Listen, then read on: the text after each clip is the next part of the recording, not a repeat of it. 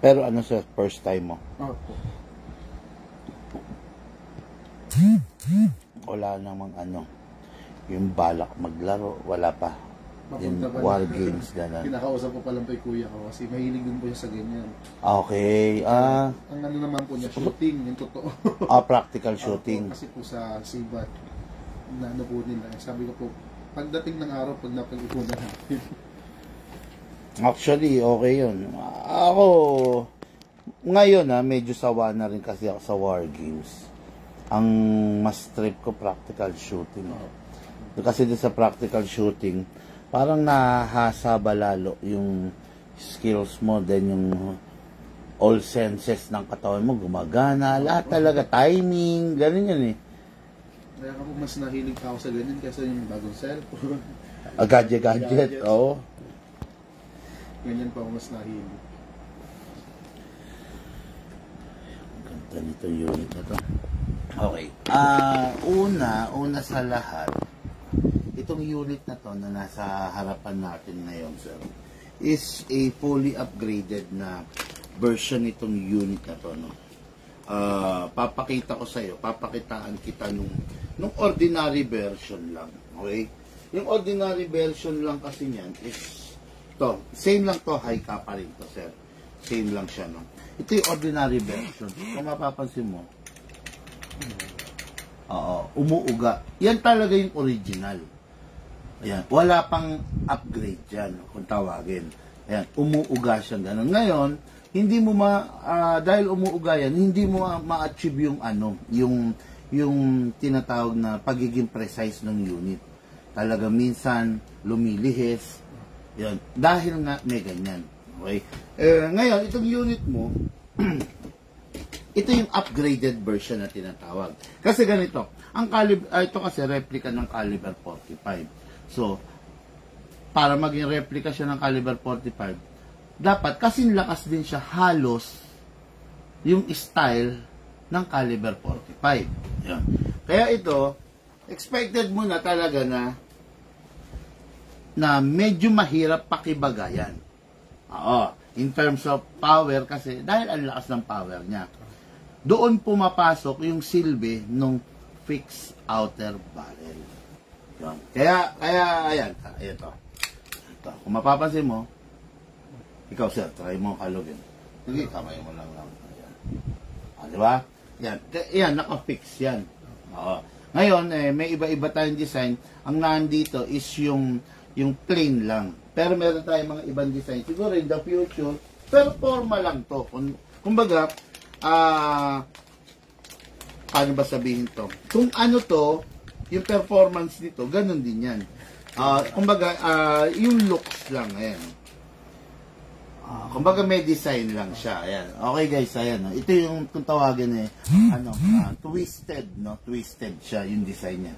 Twisted bull barrel, yan. Okay, ito yun. Ngayon, before I proceed, meron ako konti comment. Okay, nilabas ko na, no? Formally nilo-launch ko na yung ano ba to? Batang Quiapo, Tanggol, Coco Martin Edition. Okay? The gold. Tayo na naman.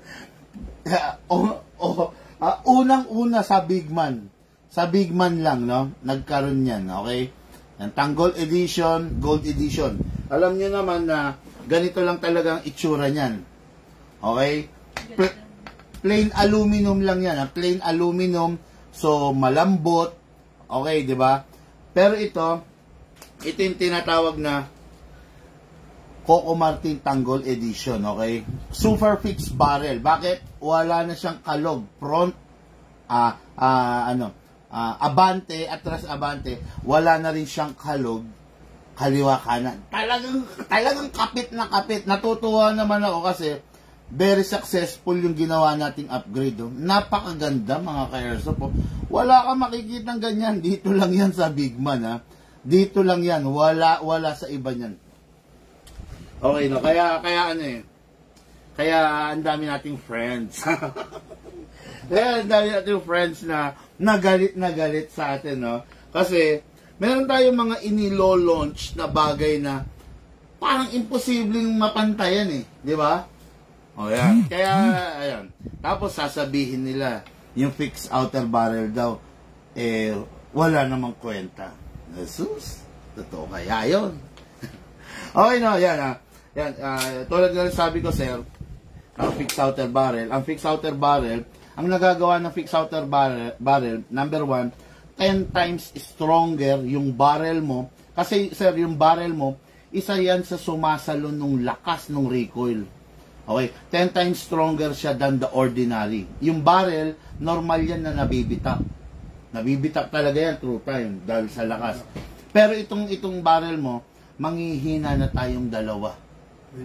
Hindi pa siya, hindi pa mawawarak. Mawawarak na, maluluma na itsura ng unit mo 5 years, 10 years from now. Pero yung barrel mo, still, pwede mo pang ilipat sa ibang unit. Ayan, ganun yan. Basta sa ibang unit, like 2011 din, okay?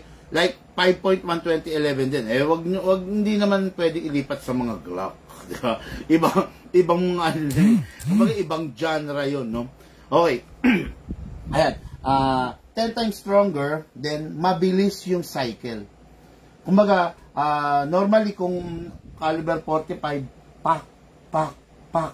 Siya pwedeng pak. Mabilis yung cycle ng trigger at saka ng hammer, yung cycle ng slide mo. Mas mabilis, no? Tapos, last but not the least, hindi stress yung mismong unit mo. Yun. Okay, yun yung mga benefits, no? Tapos, let's begin, sir. Medyo lapit ka. Huwag ka mag-alala, hindi kita hahagipin. Promise. Natatakot si sir kasi big man siya eh. Naliliit ako. Sir, okay. Si sir, ano na lang to? Si Sir TD. Okay, no? So, ayan, ito yung unit mo. Ito yung silver. Nakita mo na ba yung black nito? Gusto mo makita? Para baka may makapagpalit ka pa, just in case. This is the black version and this is the silver. Mas bet mo to. Okay, no problem, no problem. Okay, so, final. Yun ang kasarapan din eh, no? Pag sa bagay, kahit naman COD, dala ko naman, no? Yung both black and silver. Pero, yun nga, at least, pag COD, pag walk-in, hindi na ako napagod. Siya, di sir napagod. Sabi niya, unang reklamo niya, matraffic. Talagang matraffic. Expected mo na. Lalo na sa, ewan ko, kung papasok ng Bukawi, matraffic. Eh kasi ang daming bumibili paputok. Ayun. Okay sir, start na tayo. Ang dami kong commercial eh. Ito yung unit, so, ito yung release ng magazine. Okay? Siguro familiar ka naman dyan. First time mo bang hawak ng baril? Hindi naman nakahawak ka na. Okay. So, sir, magazine. Okay, set aside muna natin, sir. Normally, sir, itong unit na to, compare sa mga other unit, like Glock, like other unit, Beretta, ito, sir, merong beaver tail. Ito, active to. Pero just in case na gusto mo ipa-bypass, kasi sabi mo, soon, practical shooting, ganun, pwede natin i-bypass to, pwede natin alisin yung control. Ngayon, ang silbi nito, sir, kailangan pag nagpa-fire ka to, nape-press mo yung ng palm mo para mag-fire siya. Pag hindi mo siya na-press, i-stop siya. Ginawa yung features na yon para yung unit maprotektahan ka, maprotektahan din yung mga nasa paligid mo. Okay? Ngayon, set aside ko to, dako tayo ulit rito. Gumagamit kami dito, sir, ng silicone oil para ma-reduce natin yung wear and tear ng unit mo. At the same time, yung mga leak mawala, maalis, no? Okay, ito, sir. This is the output valve. Pine-press yan. Press mo lang ng kaunti para mag-o-open. Saka mo siya i-sprayan. Pansinin mo yung oil, sir. Dahan-dahan pumapasok. Kasi naka-open yung valve. Hindi naman dapat ang mabasa lang is yung labas. Ang kailangan importante mabasa, sir, yung loob. Okay? After that, dito naman sa ilalim. Ito yung inlet valve. Dito mo papapasukin yung hangin. Okay. May rubber din kasi yan. Ngayon, sir, dako na tayo rito sa unit. Sa unit, kung may dalawa rito, dalawa rin po dito. Kasa, i-lock manually ito. Okay, then sprayan natin to, sir. Okay, sprayan po natin. Yun. Okay, then sprayan din po natin ito, yung nozzle na yan. Yung black, tama. Sprayan. Wag mong gagayahin yung the way ng pag-spray ko. Kasi first time niya may sprayan, kaya medyo madami ako mag-spray. Pag ikaw na lang, kumbaga parang sundot-sundot na lang, follow up na lang, konti lang, wisik lang. 0.2 pa second lang. Okay, edi after that, release, then rest. Hindi naman newbie si sir, no? Sa barrel. Pero para na rin sa inyong kaalaman, ang hammer, tuwing naka-engage yan, ibig sabihin nakababa, naka-engage yan, ready to fire yan.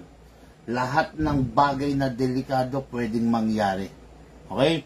Kaya, alerto kayo, pag yan nakababa, dapat, unang-unang gagawin nyo, finger out. Dapat nakalabas, no? Tapos, isa pa, pag ipapasok nyo na to, make sure na hindi naka-engage yan, naka-rest. Yun. Kasi, para just in case, halimbawa may nag-malfunction na pala sa internals niya. Pag yan, nakababa yan, pagkapasok mo, pug, putok yun. Kaya kailangan, always naka-rest muna yan.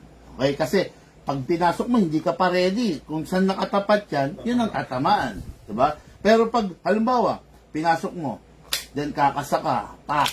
Kumbaga, maganda yung posisyon. Just in case mag-malfunction, pug, dun ang tama. Diba? Yun. Basta yung mga ganun, guys, no?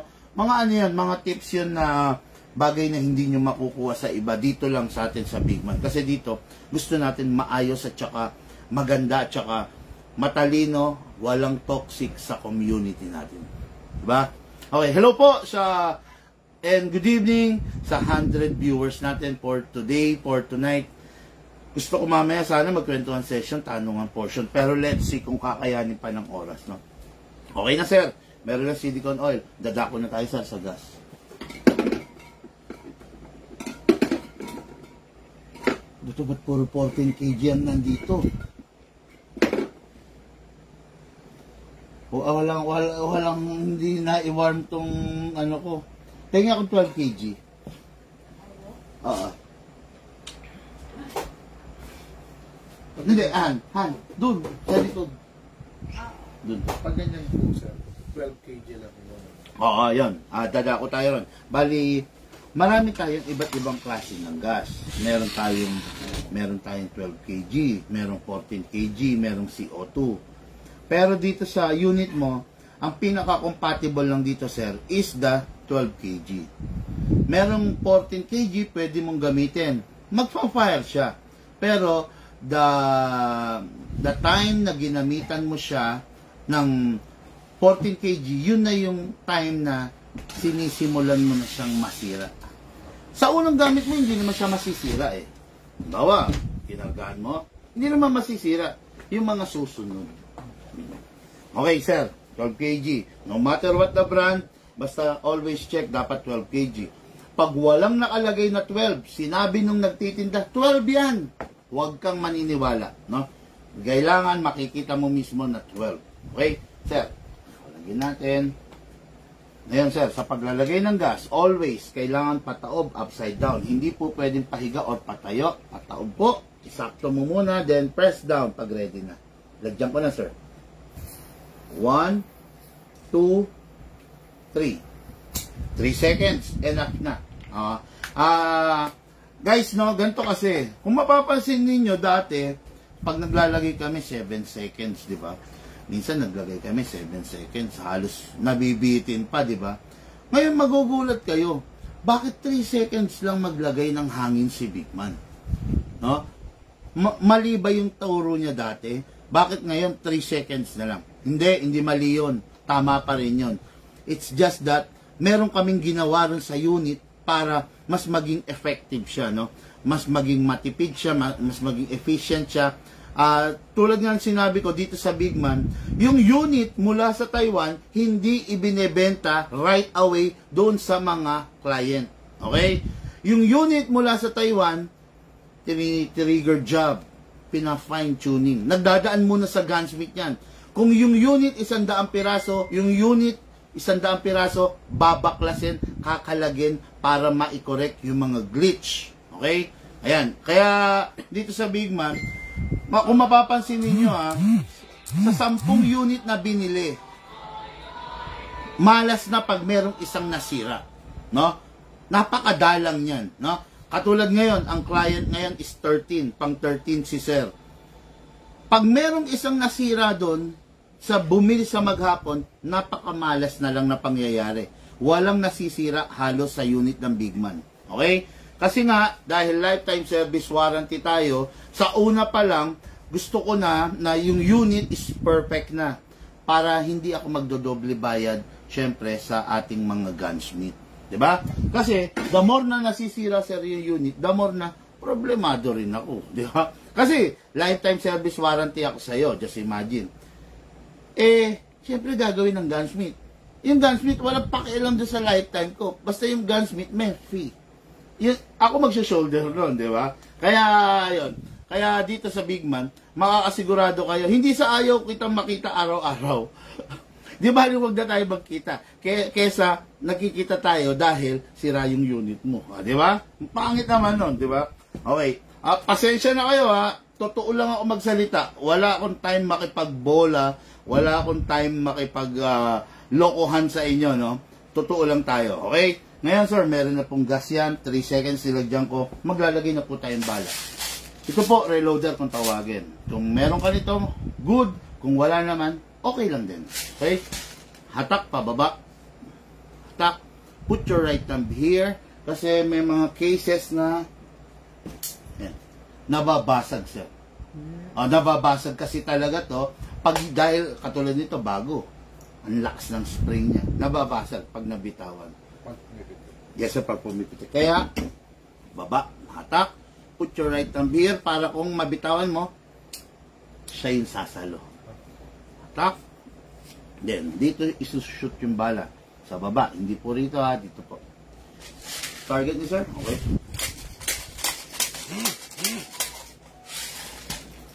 Talugin ko lang. Ayan.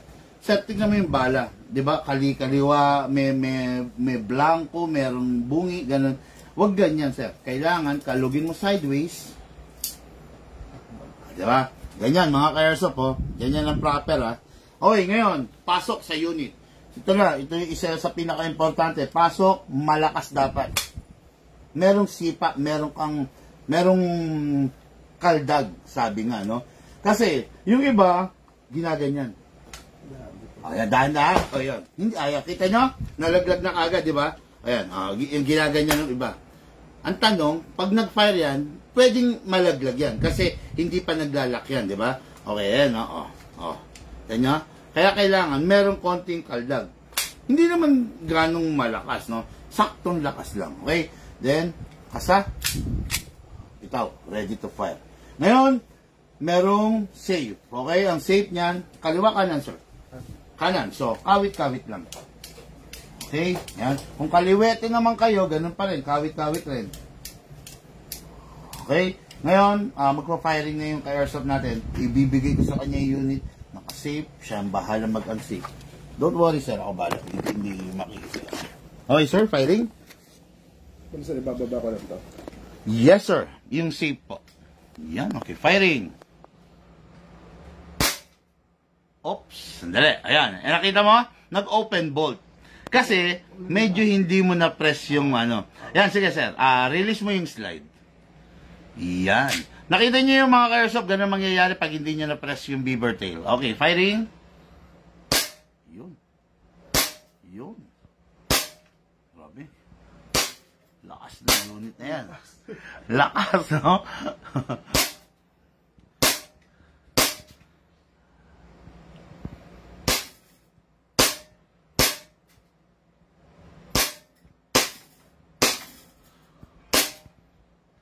Okay na yun, sir. Ubusin mo na, sir, para mag-open bolt. Yun, open bolt, okay? Okay, guys, no? Nakita nyo. Out! Dali. Sige. Okay. pero turuan kita ng proper. Meron pa. Actually, ganito ang pinaka-proper. Diba? Nag-open slide. Ang pinaka-proper, huwag mo munang i-release to. Ang pinaka-proper, release the magazine first. Then, that's the time na i-release mo na yung slide. Okay. Then, rest. Yun, okay. Tapos, yun, marunong naman yan sa baril si Sir. Actually, hindi na rin ganun, hindi na tulad ng iba na talagang newbie, no? Alam niya na yung hammer, alam niya yung trigger, alam niya yung slide. Then, ito na lang, Sir. Di ba, minsan hindi naman natin nauubos yung bala. Di ba? Pero, mas safer para sa unit tsaka doon sa mga tao nakapaligid sa'yo kung yung unit walang matitirang bala. Then, isa pa mas safe para rin sa unit kung yung unit walang matitirang gas. Kaya sa mga darating na araw, aaralin mo yung airsoft mo kung ilan yung requirements niya in a certain numbers of BBs. Halimbawa, ang requirements niya, halimbawa, yung 10 BBs lang ang pakakawalan mo. Aralin mo, ilan yung gusto niya na gas na eksakto lang para ron. Para hindi ka magastos, di ba? Kasi, kung yung unit, hindi mo siya gagamitin ng ilang araw, okay lang naman na nakatambay dyan yung hangin. Pero kung weeks na, sir, I do suggest pakawalan mo na. No? Hindi mo siya pwedeng itabi ng matagal na panahon, let's say weeks or months na may hangin. Kasi, sir, ganito yan. Actually, binabash yun ng ibang nagmamarunong, no? Binabash. Sabi nilang gano'n, kesyo, ganito raw. Ako kasi ganito. Yung hangin, sir, is refrigerated gas. Kung mapapansin mo, ang lamig niya. Malamig yan, no? Diba? Ngayon, pag malamig ang panahon, yung hangin mabigat. So, nakaano yan. Kumbaga, walang iniwan, nakakumpul yan. Pag mainit naman ang panahon, normal temperature ng room temperature, yung hangin nag-e-expand. Hirap na hirap yung mga valve mo na i-hold yung hangin. Yun. O. Kasi, nung pinag-aaral kayo ng magulang nyo, ang ginawa nyo, nag-cutting class kayo. Nung tinuturo sa science yan. Ngayon, hindi nyo alam ngayon yung principle, di ba? Yan, yun ang hirap eh. Kaya pag pinag-aaral kayo, mga kabataan ngayon, pinag-aaral kayo, huwag kayo magka-cutting class para alam ninyo balang araw kung ginogoyo lang kayo nung pinapanood yung vlogger or hindi. Ang hangin, nag-e-expand. Oh. Kaya ang mga kalsada natin, di ba? Mga kalsada natin, bakit? Kasi simento lang, bakit ginagrinder? Bakit ginuguhitan? May silbi yun, hindi nila sinisira yun. Kasi pag mainit ang panahon, yung simento, di ba? Para hindi mag-crack yung simento, okay? Yan. Mahirap na lang, no? Baka sabihin, masyado tayo magaling. Pero, parang ganun na nga. Okay? Okay, guys, no? Yan, sir. Pasingawin mo na lang. Ito. Yung kaninang pinasukan po natin na... Ito yung pinasukan natin. Dito, yung output valve. Ito, parang din. Okay. Pero, ayaw ko naman magsayo ng gas. Kasi, ang daming gas eh. Ang daming gas, konti lang final natin. I'm sure, pag uwi mo sa bahay, baka pak testing din, di ba? At least, naipakita ko lang sa'yo kung saan papasingawin. Okay? Yun lang naman, sir. Wag mo lang papatulugin ng matagal. 5 araw, okay lang yun. Pero kung tatagal talaga ng months na, weeks na, pakawalan mo na. Okay. Tapos, mas safe yun. Tapos, bago mo itabi, halimbawa, kasi di ba sabi mo nga, sa ano ka, halimbawa, papasok ka na ulit doon. Di ba? Magiging busy ka doon. Kung ito, safekeeping mo, itatabi mo, make sure walang hangin. Di ba? Para kahit ilang buwan, 2 buwan, 3 buwan, 1 taon, wala magiging problema yung unit mo. Okay? Yun lang. Tapos, wala naman ng gun ban, pero, syempre, continuous pa rin yung bag natin para pag nagta-travel, nakabag, hindi nakasokbet, or hindi nakalagay sa body bag, sir. Okay? Tapos, yun lang, lifetime service warranty rito, sir. Pag may problema, hayaan mo kami yung magbukas, hayaan mo kami yung gumawa, no? Kahit nakakaintindi ka sa barel, mas maganda kami na lang para at least alam namin kung paano at saan uugatin yung problema ng unit. Okay? Lifetime, kahit 2 taon, 3 taon, 5 taon. Basta nakikita mo pa ako nagbablog, buhay pa ako.